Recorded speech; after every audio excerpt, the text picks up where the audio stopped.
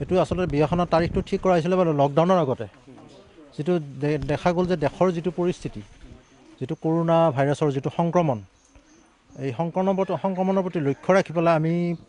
এই বিয়াখন অনুষ্ঠুপীয়াকৈ পাতিব লগা হ'ল আজি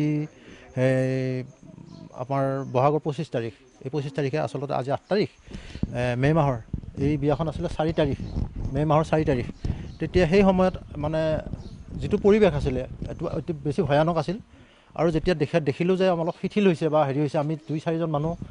আহিব পৰা হ'লোঁ সেই গতিকে আমি আহিলোঁ আমি কইনা পক্ষৰ এওঁলোকক কেইজনমান মানুহ আহিব দিলোঁ আৰু আমি দৰা পক্ষৰ পৰা 6-7জনমান মানুহ আহি পেলাই দৰাৰ সৈতে এই বিয়াখন একে অনুষ্ঠুপীয়াকৈ পাতি পেলাই মানে পাতিলোঁ আৰু মানে ডাঙৰকৈ পতা মানে সম্পূৰ্ণ কাৰ্যসূচী আমাৰ আছিলে আমি খৰি চৰি ফালিছিলোঁ দৰা পক্ষৰ ফালৰ পৰা কইনা পক্ষৰ ফালৰ পৰা মানে ডাঙৰ আয়োজন আছিলে কিন্তু যেতিয়া দেখিলোঁ মানে পৰিস্থিতিয়ে মানে আমাক হেৰি নকৰে মানে এলাউ নকৰে ফেভাৰ নকৰে গতিকে সেই